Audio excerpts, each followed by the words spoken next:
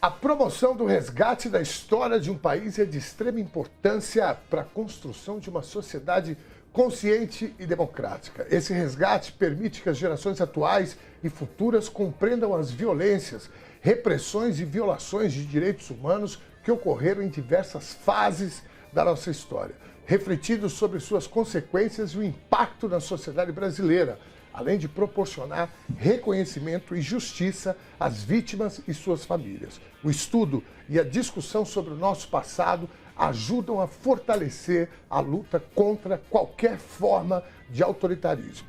O conhecimento do passado é fundamental para que a sociedade aprenda com os erros históricos, visando garantir a proteção dos direitos civis e das liberdades individuais no presente e no futuro. Por fim, ao promover essa reflexão crítica, contribuímos para a formação de uma identidade nacional mais inclusiva, onde a diversidade de vozes e experiências é valorizada, promovendo uma cultura de paz, respeito e defesa da democracia.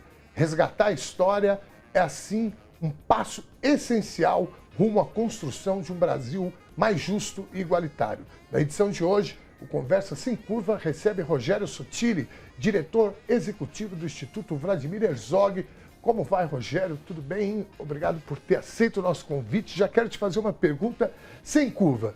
Se a gente tivesse promovido mais o resgate da nossa história, do nosso país, nós teríamos tido essa experiência macabra do Bolsonaro como presidente do país por 4 anos, não? Não. Eu vou te contar uma história, Ernesto. Em 2016, eu fui para a Argentina e fui visitar o que era a Secretaria de Direitos Humanos do governo argentino e todo o Instituto de Direitos Humanos que estava sediado nas dependências, né, do Estado argentino. E foi logo depois da eleição do Macri. Macri, um presidente de direita, né, ganhou as eleições no final de 2015. Eu cheguei lá e imaginei que eu ia encontrar a terra arrasada, né, que a secretaria tinha completamente se desmantelado e que tinha acabado todo o discurso, o debate sobre direitos humanos. O que eu encontrei foi a Secretaria de Direitos Humanos em total funcionamento, com as mesmas pessoas trabalhando, com os programas, o planejamento que eles tinham feito em total execução. Eu fiquei surpreso, eu disse, mas a direita ganhou a eleição, como é que vocês estão trabalhando como se nada tivesse acontecido? Aí eles me falaram que se o presidente Macri, né, como candidato, tivesse feito qualquer discurso contra os direitos humanos, contra os familiares de mortos e desaparecidos políticos, contra todo o processo de reparação e de justiça de transição que foi feito na Argentina, ele não teria sido eleito. Então, assim, o problema de um presidente ser de direita ou de esquerda não é um problema para a democracia. Na democracia, cabe a direita, cabe a esquerda, cabe o centro, né? O problema é as instituições funcionar, né, e conviver com a democracia e com os pactos normativos construídos, com a Constituição Federal e etc. Mas por que isso aconteceu na Argentina? Porque na Argentina fez uma justiça de transição. Porque na Argentina, todas aquelas pessoas que cometeram crimes de lesa humanidade, cometeram os crimes contra a democracia, foram punidas exemplarmente. Porque na Argentina, a justiça de transição levou ao banco dos réus e às cadeias todos aqueles criminosos que cometeram esses crimes com a democracia. O general Videla, que foi presidente da República, morreu na prisão. Né? O que isso simboliza? Simboliza um exemplo para as gerações futuras de que não será tolerado nenhum crime contra a humanidade, nenhum crime de tortura, nenhum crime contra a democracia. Isso foi a condição na Argentina. No Brasil, se nós tivéssemos feito a justiça de transição, se nós tivéssemos sequer implementado as recomendações da Comissão Nacional da Verdade, mesmo que ela existiu décadas depois, nós hoje não teríamos vivido o que nós vivemos com o Bolsonaro. Não porque era o Bolsonaro poderia ter sido eleito, né? Mas ele ia ter que cumprir a Constituição, ele ia ter que respeitar as instituições brasileiras e não promover toda a desordem, todas as ameaças que ele fez. Então, se nós tivéssemos feito a justiça de transição, Bolsonaro, nós não teríamos vivido a experiência trágica, né, que levou tantas mortes ao Brasil nos últimos 4 anos. Sabe que você falou uma coisa que me chamou muito a atenção, que te falaram lá na Argentina que se o presidente tivesse feito, o candidato tivesse feito qualquer crítica, né, aos familiares dos desaparecidos, às vítimas da ditadura, ou mesmo às instituições, né, de Comissão da Verdade, ou o que seja, ele não teria sido eleito. Eu me lembro do então candidato Bolsonaro aqui no nosso país. Eu tenho 2 tios desaparecidos, você sabe da história da minha família, e a gente vivia um momento de busca dos corpos, né, dos meus tios. Claro. E o Bolsonaro pousou numa foto, que era um cartaz, na verdade, sobre a busca, né, onde foi que enterraram os nossos mortos, e ele disse: quem procura osso é cachorro. É uma das provocações mais cruéis que a gente já sofreu durante esse período e que não foram poucas. Mas me espanta, e quando você fala isso, né, que o povo argentino, por conta da justiça de transição, esse período que eles levaram essas pessoas, né, para o banco dos réus, para a prisão, como o caso do ex-presidente, aqui no Brasil a gente teve a lei da anistia, que foi um jeitinho, serviu para que pessoas como eu e minha família conseguissem voltar para o Brasil. Mas a gente tem, né, até hoje, pessoas pedindo, né, a volta do regime militar ou a ruptura democrática. Você acha, Rogério, que o único fator é esse? A falta de uma transição democrática como deveria ter sido feita? Não, o Brasil tem um passado histórico de relevar as violências do Estado. Isso aconteceu na fundação do Brasil, quando os europeus chegaram aqui e promoveram um extermínio indígena absoluto.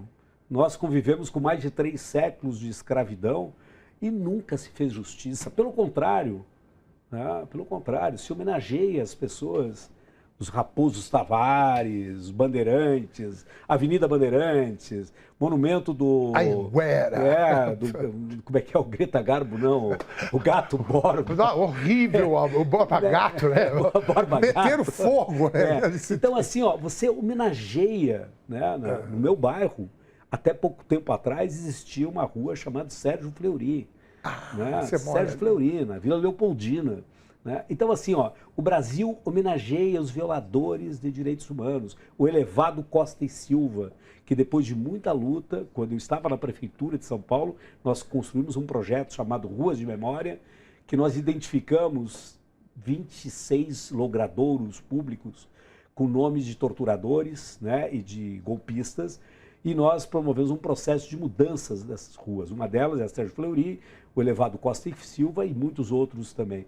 Então, assim, ó, o Brasil tem um passado histórico de não levar a sério a questão da história e, ao contrário, promover com homenagens, né, dando nome aos logradores, a escolas, pessoas que violaram os direitos humanos. Então, isso precisa ser revisto. E nunca é tarde, né? Já se passaram 50 anos, né, mais de 50 anos da ditadura, nós ainda continuamos a lutar por isso. Por isso que é gravíssimo, né, no meu ponto de vista, quando o governo do presidente Lula, que a gente sabe o compromisso que ele tem com a democracia, com o compromisso que ele tem com os familiares de mortos desaparecidos, ele tem total percepção, né, do significado que teve a ditadura, né, para o imaginário popular, para o Brasil como um todo, né? Ele sabe disso, mas o fato dele, né, ter recomendado ou ter silenciado para a reinstalação da Comissão de Mortos e Desaparecidos Políticos no seu primeiro ano, foi um péssimo exemplo. Quando ele sinalizou pelo silenciamento do Estado brasileiro, quando se marcava o 31 de março, né, como 60 os 60 anos do golpe militar, né? Então isso é triste, mas é muito mais que triste, é gravíssimo, porque ele sinaliza para os violadores de direitos humanos, para os violadores violadores da democracia, para os golpistas, que eles podem fazer porque um dia também será perdoado, será esquecido, e o Brasil tem levado mais de 500 anos de história dessa forma, jogando para frente, né, tentando esquecer o passado, e o passado ninguém esquece, o passado bate a porta todos os anos, todos os dias, lembrando a gente de que o Brasil é violento por conta de nós não termos enfrentado o nosso passado histórico. Então, essa que é a gravidade daquele silenciamento, né? Finalmente foi instalada a Comissão, né, de Mortos e Desaparecidos Políticos, que é um pouco, né, um retorno de tentar recuperar e nós continuarmos avançando na nossa tão tardia reparação. Muito bem. Você sabe que você estava falando agora, Rogério, e eu estava pensando na consequência que a gente vê no dia a dia, porque muitas vezes as coisas ficam meio abstratas, né? As pessoas falam, mas do que estão falando mesmo, né? Ah, essa coisa da ditadura e etc. Eu vou dar um exemplo, que eu falo muito isso, que às vezes parece que a gente está defendendo, né, o nosso umbigo, né? Uhum. Mas não se trata disso. Eu vejo um pastor que é senador da República com um boné escrito Ustra, que, para quem está nos assistindo que não conhece, Ustra foi um dos piores gorilas da ditadura militar. O homem que era responsável pela Operação Bandeirantes, pelo doicode, e que introduzia ratos nas vaginas das presas políticas. Então, eu te pergunto, um pastor usando um boné, né, escrito Ustra, ou os filhos do presidente, Ustra vive, etc., às vezes como provocação, mas enfim, eu acho que isso, eu não sei, você fica à vontade para discordar, viu, Rogério, que isso é um desdobramento da gente não ter, né, repassado essa história e responsabilizado essas pessoas. Mais do que isso, né, passar essa história limpo, porque o pastor usar um boné escrito Ustra, né, tem uma contradição com os princípios de Jesus, ou do evangélico, sei lá, de que diabo que seja, mas é uma coisa, sabe, estarrecedora.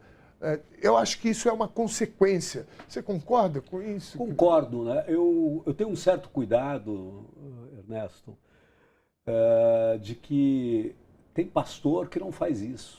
Então não é o fato dele ser pastor. Sim. O problema é que, evidentemente, o fato dele ser pastor significa que ele se utiliza, né, da sua posição de pastor para influenciar as pessoas, e nesse caso, numa linguagem extremamente violenta, né, um exemplo que depois completamente contra o próprio cristianismo, ensinamentos de Jesus, etc. Sim. A gente precisa ter um cuidado na generalização, né, do pastor, porque tem pastor muito engajados, né, como tem padres, sim, como tem, enfim, todo mundo que segue alguma... O fascismo tem capilaridade. Tudo que é lugar. Tem professor, tem professor que é fascista. Sim. No entanto, né, tem delegado de polícia que defende os direitos humanos.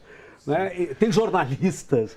Então, assim, primeiro é essa questão. Né, mas, assim, o que eu acho, né, que é muito importante... Rogério, eu vou te pedir licença porque a gente tem um momento agora muito importante para a democracia desse país, que é o horário de propaganda eleitoral. Então, você segura aí, não saia daí, daqui a pouquinho vai ter, né, o horário eleitoral gratuito, a propaganda eleitoral, e a gente vai estar de volta, tá certo? Esse é um troço chato, mas é preciso escolher bem os candidatos, porque você vai escolher quem vai te representar nos próximos 4 anos.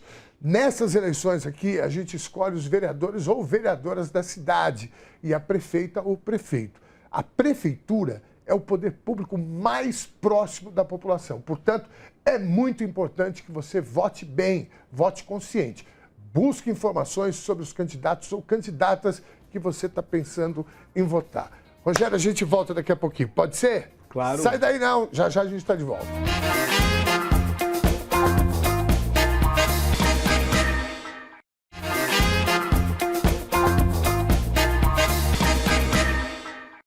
Voltamos com Conversa Sem Curva de hoje, programa exibido toda segunda-feira às 8h15 da noite aqui pela TVT, a TV dos Trabalhadores. Se você vive do seu trabalho, você faz parte do time dos trabalhadores. Portanto, seu lugar é aqui na TVT. Você pode assistir pela TV aberta aqui na cidade de São Paulo, canal 44.1, na TV Bahia, aliás, na Bahia, pela TV Bahia, canal 10.3, no Rio Grande do Sul e em Santa Catarina pela NET, canal 7, assim como Olinda, Caruaru, também pelo canal 7 da NET. Em Alagoas, pela TV Com Maceió, canal 12 da NET, no ABC Paulista, pelo canal 46 da TV aberta, ou pelo 512 da NET ABC. E, bom, faz o seguinte, entra no novo portal da TVT, o tvtnews.com.br, que ali você vai encontrar, além das melhores notícias e melhores matérias, sempre da perspectiva do povo trabalhador, você vai encontrar também as várias formas de estar com a gente. Ou vá direto para o YouTube da TVT. Anota aí o endereço, youtube.com/redetvt. Nosso convidado de hoje, Rogério Sottile, diretor executivo do Instituto Vladimir Herzog. Nós tivemos o horário eleitoral agora. Eu espero que, assim como eu, você tenha prestado bem atenção nos candidatos e candidatas, porque a gente vai estar definindo os gestores da nossa cidade. Rogério Sottile, meu querido, qual a importância desse momento? Quando eu chamei aqui o horário eleitoral, e eu coloco a eleição como a maior festa da democracia. Eu vi que você deu uma vibrada aqui. É isso mesmo, não? É isso mesmo. Acho que nós estamos vivendo uns tempos muito complexos no Brasil, em todo o mundo também, onde tem uma frente enorme, né, de extrema-direita se mobilizando, e isso assusta a gente porque se expressa nas eleições. O que é engraçado, Ernesto, é que a gente percebe que os movimentos autoritários e de extrema-direita, né, diferente de antes, eles se organizavam de forma, né, extremamente extrajudicial, né, estatal, davam um golpe com forças armadas, destruía as instituições, né, e vinha a repressão para garantir.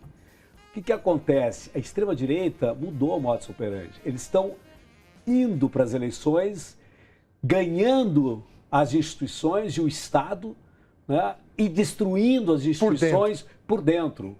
Né? Eles desorganizam e destroem o Estado e destroem as instituições. Isso tentaram nos Estados Unidos, o problema é que lá tem uma democracia muito mais forte, consolidada, não conseguiram, né? Mas não podemos relaxar. Sim. Se o Trump ganhar as eleições dos Estados Unidos, ele vai querer também destruir, desorganizar o Estado e a democracia americana. Isso aconteceu em todos os países e no Brasil particularmente. O que o Bolsonaro fez foi exatamente isso, né? Essa desorganização, essa destruição. Então, nesse momento das eleições que a gente está vivendo, é um momento não só de resistência a isso, né, mas de tentar melhorar. Olha o que é o nosso Congresso hoje. O nosso Congresso hoje, ele é majoritariamente golpista. Ele é majoritariamente golpista. Ele é majoritariamente um Congresso que provavelmente, se deixar ele se expressar, né, de forma muito à vontade, né, ele vai defender um golpe, né, e a destruição do Supremo Tribunal Federal. Né? Então, assim, ó, tem muita coisa em jogo. Isso acontece nas eleições da cidade. Então, a eleição desse ano é um momento não só de resistência, mas de tentar começar a mudar essa correlação de força, né, elegendo um vereador.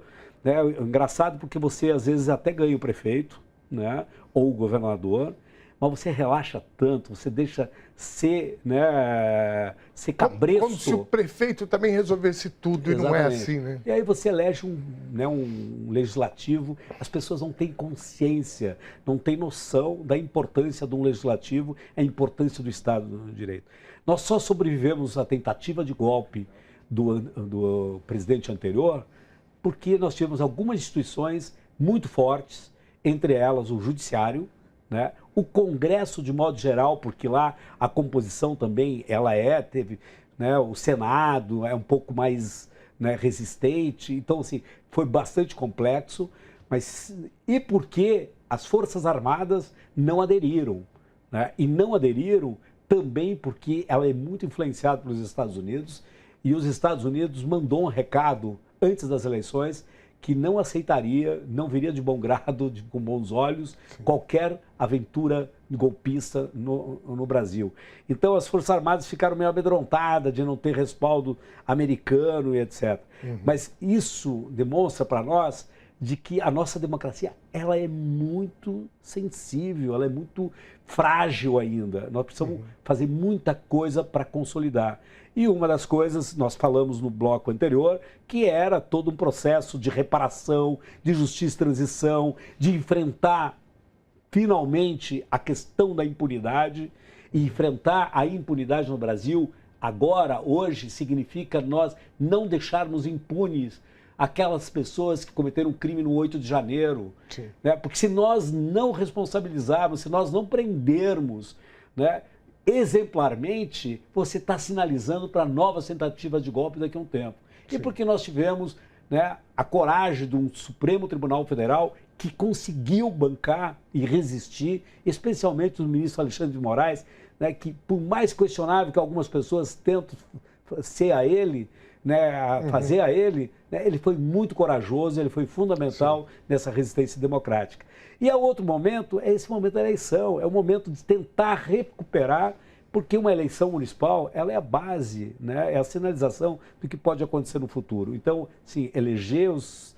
Né, é muito interessante a tua chamada, porque você fala assim, ó, pensa um pouco, olha o que aquele cara que você votou para vereador, o que foi que ele fez? A maioria das pessoas não tem a menor ideia. Eu não sei o que o meu vereador que eu fiz, nem eu, que sou uma pessoa, né? Então, assim, vamos olhar, né, para quem votar, o que ele representa, o que ele quer sobre os meus valores, sobre o país, sobre a democracia, sobre a cidade. Então, é um momento fundamental, de fato, é uma festa da democracia. Muito bem.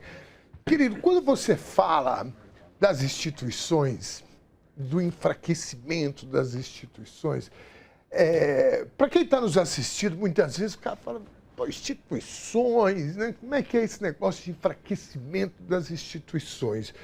Vamos para exemplo prático.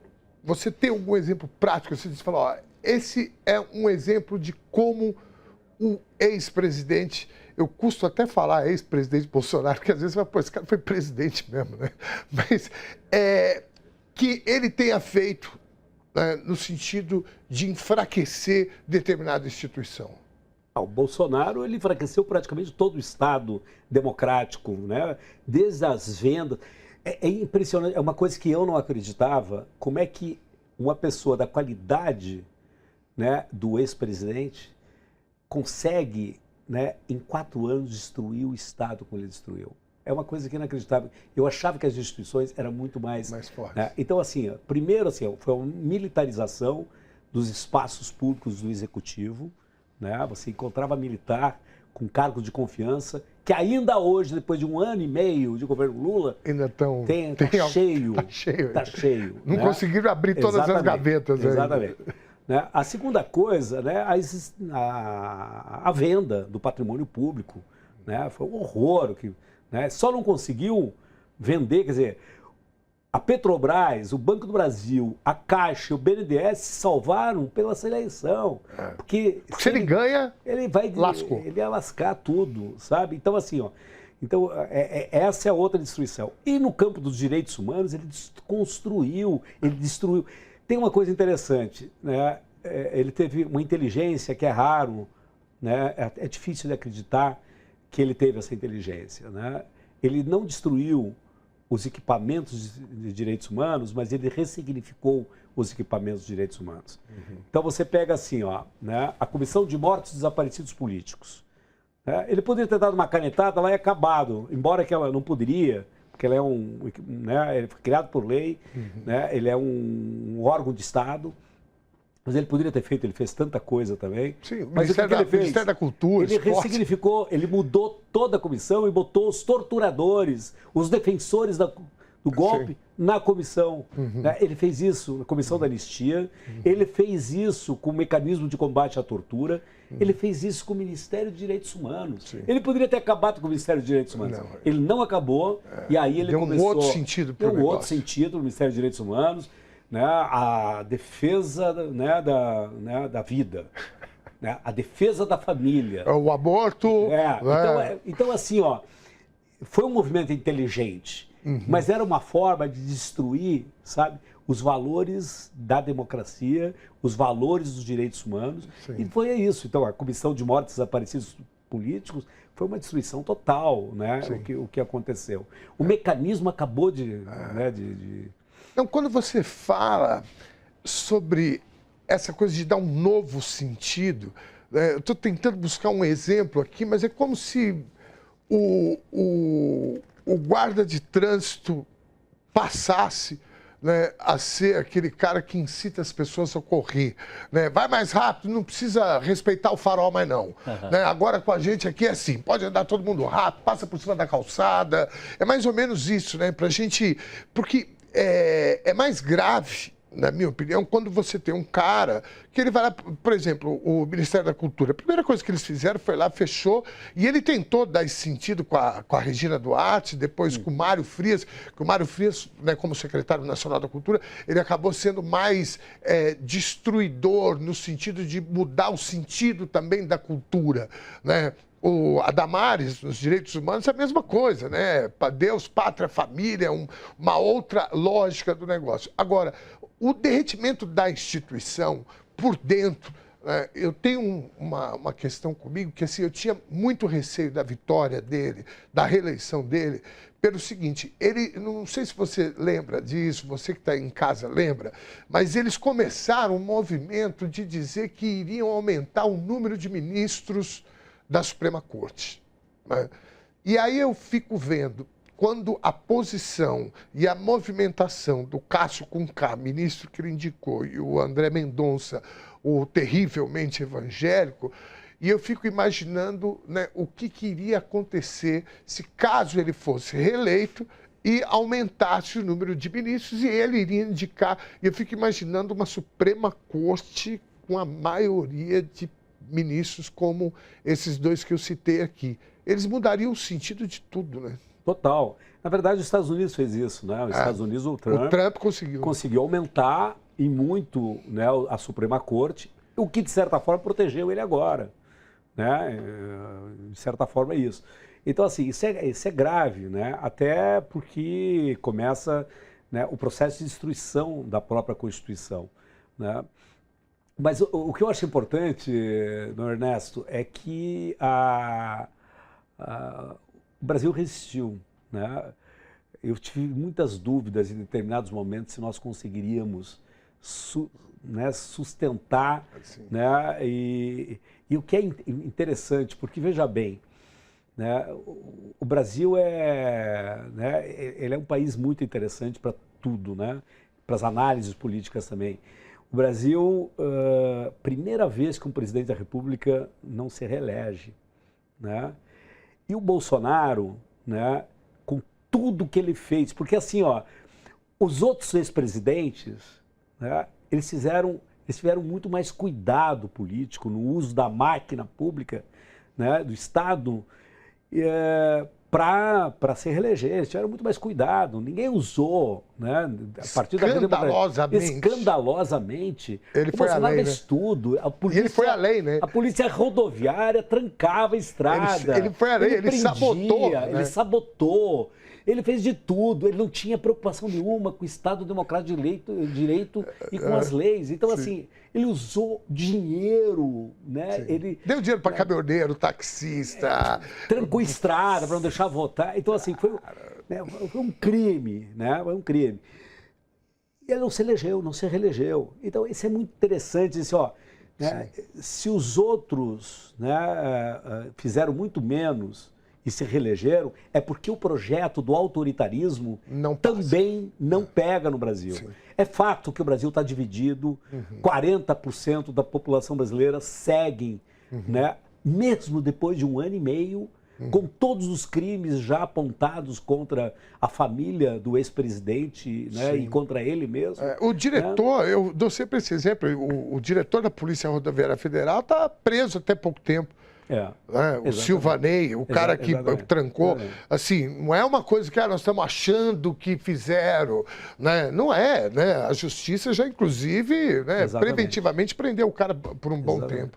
Mas assim, o que eu acho que a gente tem que, não é só constatar, e tal, o que está por trás disso, sabe, dessa onda conservadora, porque não é só no Brasil. Né? Então, assim, nós precisamos pensar de que existe um movimento antidemocrático, né? E no meu ponto de vista, se você pegar, Ernesto, e fizer uma análise de quem está por trás dos grandes movimentos antidemocráticos no mundo todo, você vai identificar a digital de mesmos atores que aparecem no Brasil, na Argentina, no Chile, no México, no Paraguai, na Hungria, sabe, na Polônia.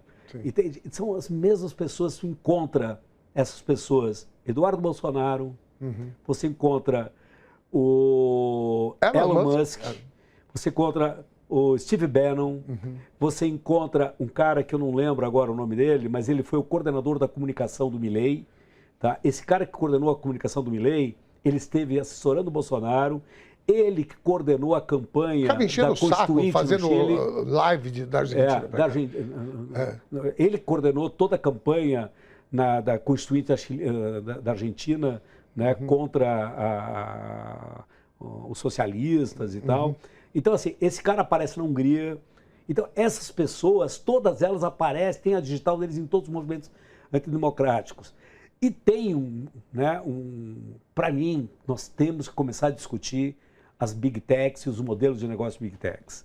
Não é Elon Musk que não está fazendo isso, né, gratuitamente, ele não enfrenta o Alexandre de Moraes gratuitamente. Existe uma nova linguagem, sabe, que nós não entendemos ainda, a potência dessa nova linguagem das redes sociais, que desestabiliza qualquer processo eleitoral. E se você não passar, e eu não sei se a regulamentação é a única forma de você barrar, nós temos que pensar uma forma de mexer no modelo de negócio, porque senão eles não vão. Né? É um perigo contra a democracia. Ter uma brecha, perigo contra a democracia em toda parte do mundo. Né? Eu participei ontem de um seminário sobre a extrema-direita na Alemanha. Né?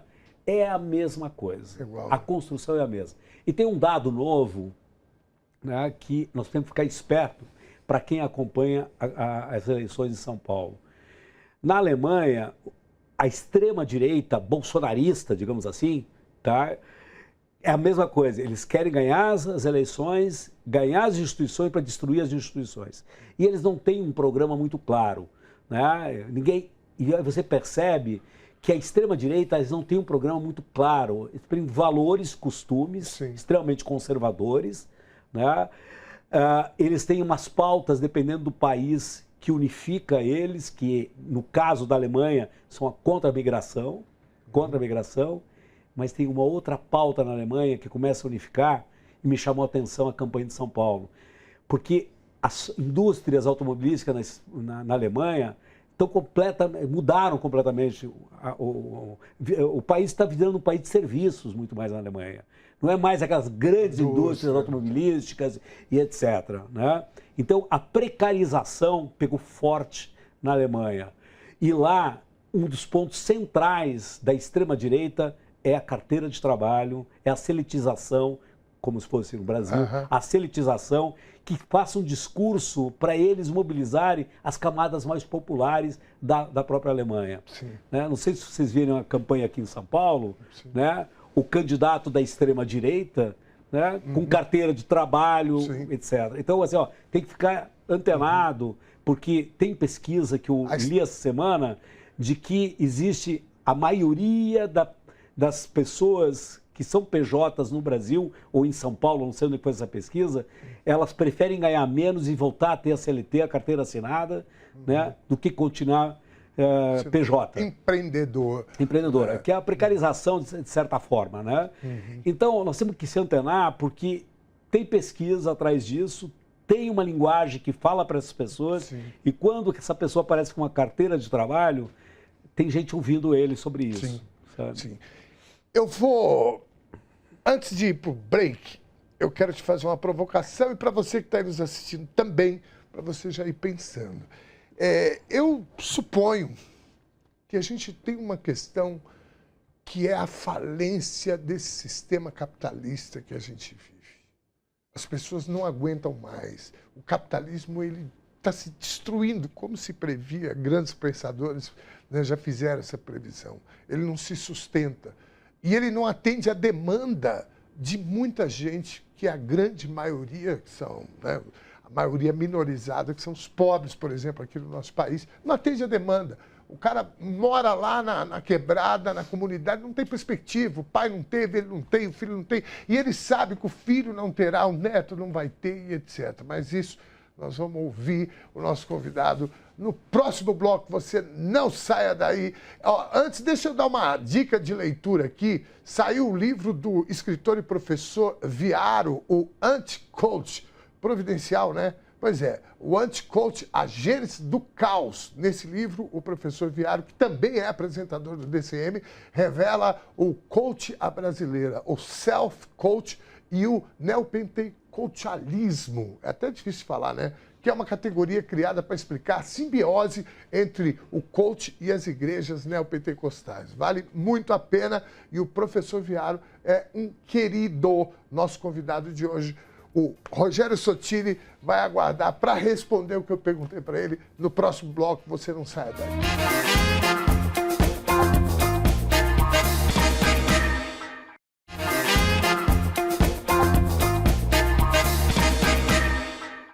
Voltamos com o nosso programa, nosso último bloco da noite. Conversa sem curva, eu recebo aqui o Rogério Sottile, diretor executivo do Instituto Vladimir Herzog, um papo super bom, mas antes de prosseguir o papo com ele, tem uma novidade bacana aqui, que é o seguinte, Rogério, esse daqui inclusive é para ti, viu? Esse aqui é um oferecimento do Armazém do Campo, produtos do MST, viu? Aqui tem um suco de uva totalmente orgânico, um café, aliás, todos os produtos são orgânicos, um café com gosto de democracia e reforma agrária, que você, se não conhece ainda, você vai se apaixonar. E, cara, eu acabei de ver aqui que veio o tal do doce de leite. Esse trem é bom, senhor. Vocês não têm noção o que é bom isso daqui. Meu agradecimento ao povo do Armazém do Campo, a todos os companheiros e companheiras, camaradas e camaradas do MST. É muito importante e significativo ter a parceria e o companheirismo de vocês aqui. E, para mim, é uma honra poder oferecer... Você sabe que esse suco de uva é da minha região, lá do Rio Grande do Sul. Né? Veranópolis é feito isso aqui.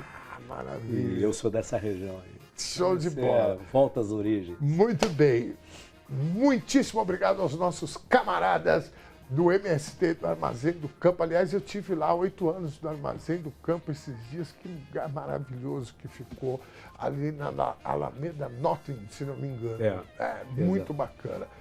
Bom, querido, no bloco anterior, a gente estava falando aqui sobre essas questões. Você fez um relato importante, muito significativo em relação à extrema-direita mundial. Eu concordo muito com você que tem um movimento orquestrado, né, com um discurso padronizado. E às vezes eu fico pensando também na causa disso, que na minha opinião vai um pouco de encontro com a falência desse sistema capitalista. Eu acho que o sistema capitalista ele não dá conta da demanda das maiorias da população que são minorizadas, são, né, a população mais pobre, mais, né, vulnerável, que nas comunidades acontece muito isso.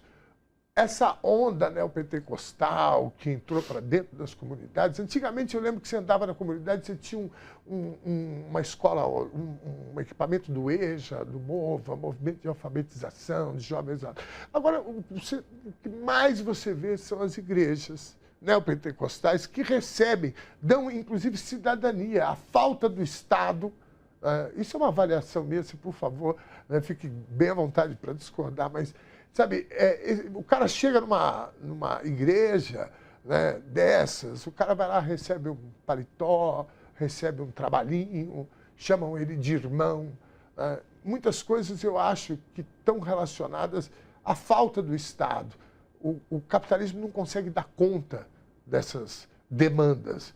E eu acho que isso... Eu conversei com o porteiro do prédio esses dias e ele falou: tem que dar esse cara mesmo em São Paulo, o povo está com o saco cheio de político. O cara ele se coloca como um outsider. Né? A grande maioria do discurso deles, Bolsonaro em 2018, o discurso dele era esse, né? Sou um outsider, comigo não vai ter isso. Balela, a gente sabe, todos os outros que chegam também com esse discurso é balela. Mas eu presto atenção nessa questão, né? Essa falência do sistema, né? O descrédito na política, a banalização da política, e eu acho que isso favorece um pouco. Como é que você vê isso, querido Rogério? Eu concordo plenamente com isso. Eu acho que tem uma situação em que o capitalismo não resolveu os problemas da população, e evidente que não ia resolver, porque só aumentou a desconcentração de renda, a distribuição de renda ela não existe. A ideia do Estado neoliberal, do Estado mínimo, né, enxuga a presença do Estado. Hoje que a gente vive é um deserto de Estado, né, no Brasil inteiro, né, no mundo inteiro, de alguma forma. Né. Como tem um deserto de notícia, que você encontra regiões do Brasil completamente, né, sem informação nenhuma, onde o WhatsApp entra, onde as redes sociais entram, é apenas isso, e aí você sabe que é uma produção de uma informação dirigida, e tem um deserto de Estado, né? E é extremamente propenso, né, à entrada de igrejas, né, e do crime organizado. É isso. A presença do crime organizado e de determinadas igrejas para ocupar o Estado, o papel do Estado e da notícia, né, virou... E qual é o que é grave? Porque na nossa época, né, você tinha um sonho, né? E às vezes a gente não tinha noção do quanto que o socialismo real, né, significava de problemas, né, de questões gravíssimas, né, de violações e etc. Nós acreditávamos naquilo. Né? Quando caiu o Muro de Berlim, você perdeu a referência como alternativa. Sobrou o quê? O próprio capitalismo. Você não tem mais referência. O que você vai colocar no lugar do capitalismo? O socialismo caiu. Não é mais um. Né? Quando o Lula ganhou a eleição, né, se criou uma perspectiva de que você pode melhorar o capitalismo, você pode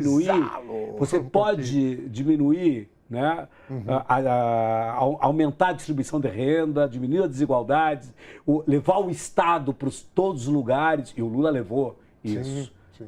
Mas tinha uma luta de classe que a primeira oportunidade de derrubar uma presidente eleita, e aconteceu tudo o que nós vivemos até hoje. Então, assim, nós não temos uma alternativa. O fato é que o capitalismo não veio para resolver a situação da população alguma, né? Ela agrava a situação, e o sistema e a democracia não resolveu todos os problemas.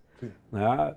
A democracia ainda é o melhor regime, né, de governo, o melhor regime de qualquer país pode viver, não tem nenhum outro melhor, mas ela não resolveu vários problemas. Né?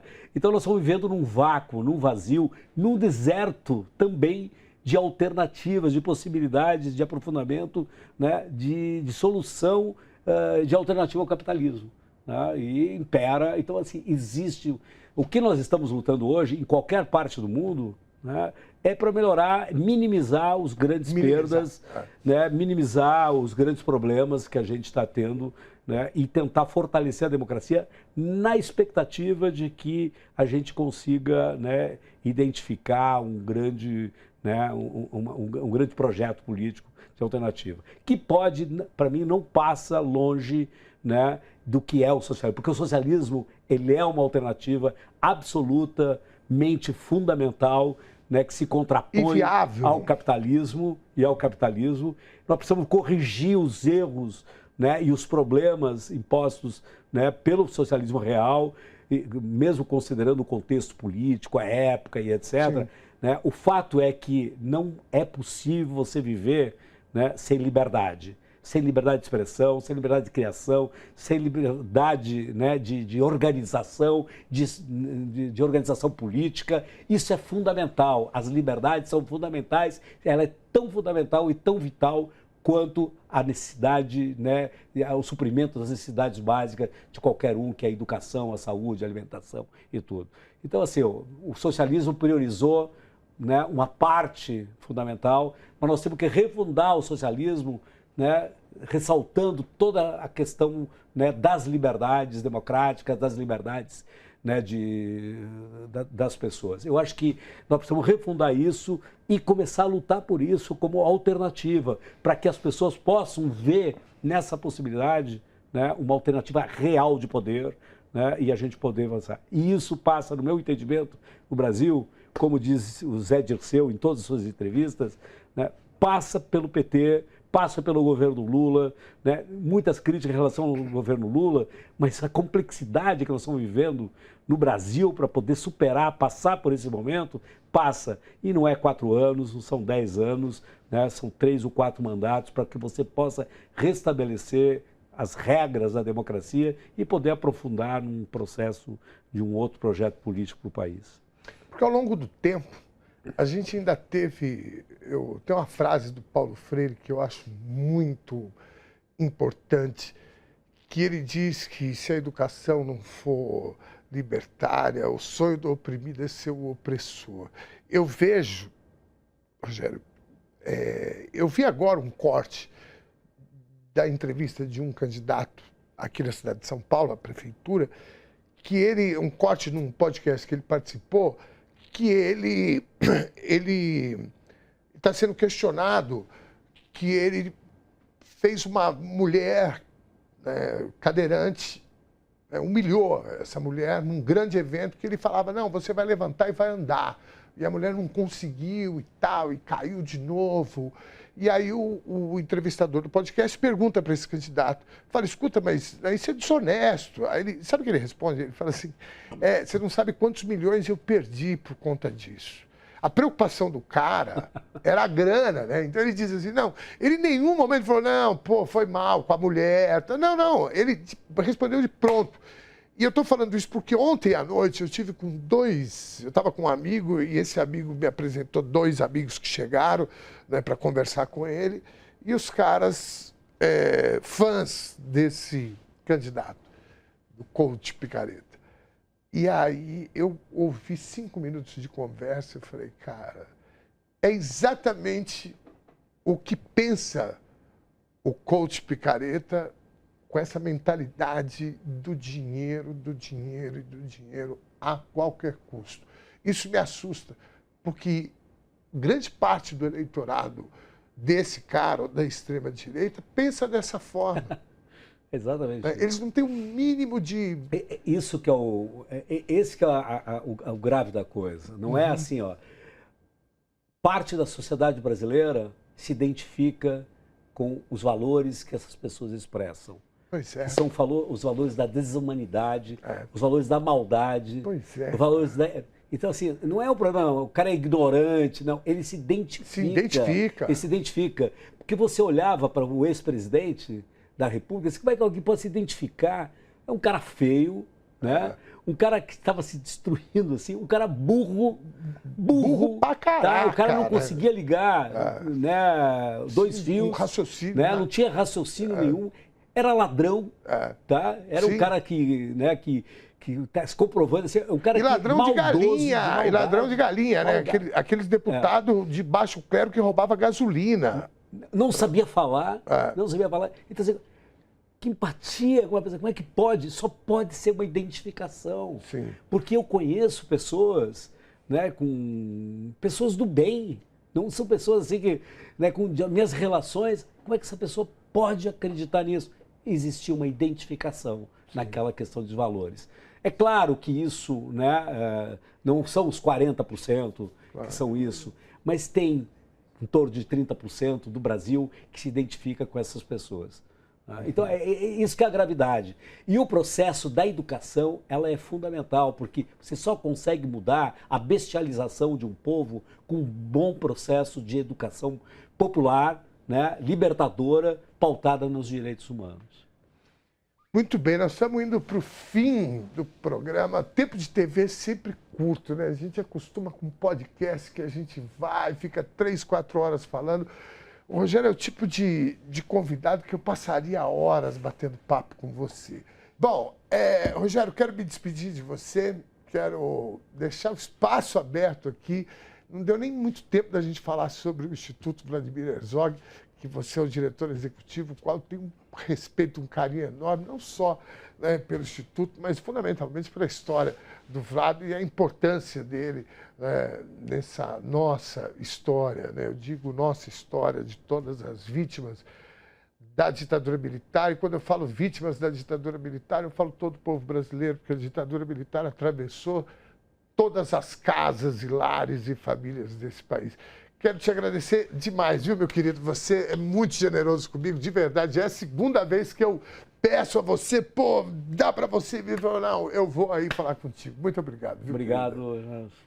É um prazer. Show de bola. Vamos lá. Chegamos ao fim, então, do nosso programa de hoje. Quero agradecer a nossa produtora Natasha Carvalho e a toda a equipe da TVT. Em nome do presidente Maurício Júnior e do diretor Alexandre Arimari, eu cumprimento e parabenizo vocês todos e todas pela nova programação que é maravilhosa, viu? Pela nova cara da TV e pelo novo portal de notícias que, se você ainda não conhece, acessa aí tvtnews.com.br. 14 anos ajudando a construir e preservar a democracia nesse país. Excelente semana para vocês. Segunda-feira que vem a gente se encontra de novo aqui na TVT.